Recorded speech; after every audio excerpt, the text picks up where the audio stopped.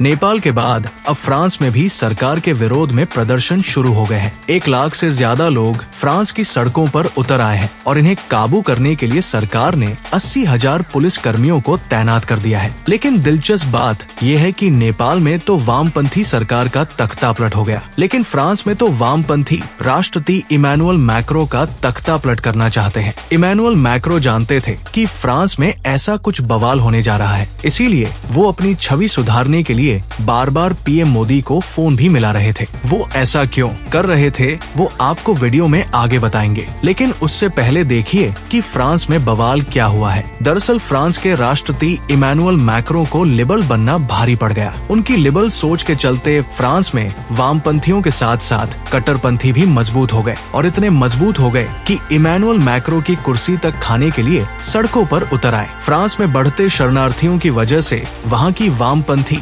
विचारधारा वाली पार्टियां काफी मजबूत हो गई है। हालत ये हो गई है कि पिछले 2 सालों में राष्ट्रपति इमैनुअल मैक्रो के चुने हुए 5 प्रधानमंत्रियों की सरकार गिर गई। 8 सितंबर को फ्रांस के प्रधानमंत्री फ्रांसवा बायरू ट्रस्ट वोट हार गए क्योंकि वामपंथी मेजॉरिटी में है, और वामपंथी इसलिए मेजॉरिटी में है क्योंकि फ्रांस में वामपंथियों का वोट बैंक यानी शरणार्थी भर चुके हैं। प्रधानमंत्री फ्रांसवा बायरू के हारने से 2 दिन पहले ही इमैनुअल मैक्रो ने पीएम मोदी को फोन मिलाया था। इस दौरान क्या बात हुई थी वो आपको आगे बताएंगे, लेकिन पहले ये जान लीजिए कि फ्रांस हमेशा से एक हंग पार्लियामेंट रहा है। फ्रांस की राजनीति में बजट हमेशा से टकराव का बड़ा कारण रहा है और इस बार भी बजट ने ही इमैनुअल मैक्रो की मुश्किलें बढ़ा दी। सत्ता खो चुके प्रधानमंत्री बायरू ने कुछ दिन पहले ये बताया था कि 2026 में उनकी और इमैनुअल मैक्रो की सरकार कैसा बजट पेश करेगी। बायरू का कहना था कि देश का कर्ज अब बहुत ज्यादा बढ़ चुका है, इसे कंट्रोल करने की जरूरत है। उन्होंने बताया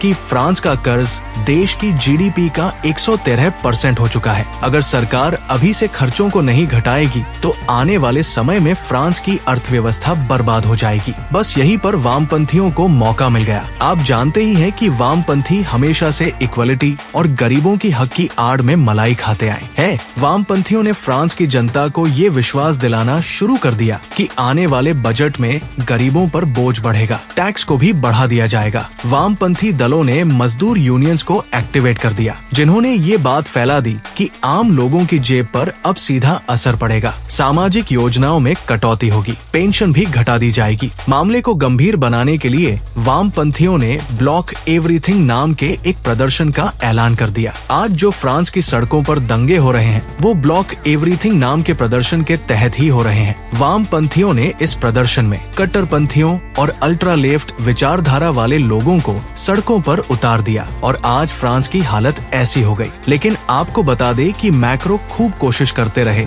कि ऐसी हालत ना हो। इसके लिए मैक्रो ने अपनी छवि सुधारने और अर्थव्यवस्था को बचाने के लिए खूब काम किया। लगातार पीएम मोदी से बात करते रहे, यूरोपीय नेताओं का लीडर बनने की कोशिश करते रहे। मैक्रो ये दिखाते रहे कि यूक्रेन युद्ध में शांति का रास्ता वही निकालेंगे। इसीलिए वो बार बार पीएम मोदी और यूरोपीय देशों को यूक्रेन के एक अपडेट दे रहे हैं, मीटिंग्स कर रहे हैं ताकि फ्रांस की जनता के बीच उनकी लोकप्रियता दोबारा बढ़ जाए। मैक्रो खासतौर पर पीएम मोदी से लगातार टच में है। वो जानते हैं कि फ्रांस की अर्थव्यवस्था को इस वक्त सिर्फ भारत ही बचा सकता है। पिछले कुछ हफ्तों में इमैनुअल मैक्रोन पीएम मोदी से 2-3 बार बात कर चुके हैं। मैक्रोन लगातार पीएम मोदी से यूक्रेन और व्यापार डील पर बात कर रहे हैं। वो ट्वीट करके एक चीज बता भी रहे हैं ताकि फ्रांस की जनता को पता चल जाए कि वो वैश्विक और आर्थिक मुद्दों पर लगातार काम कर रहे हैं। कुछ दिन पहले मैक्रो ने बताया कि उन्होंने पीएम मोदी से व्यापार को लेकर बात की है। उन्होंने बताया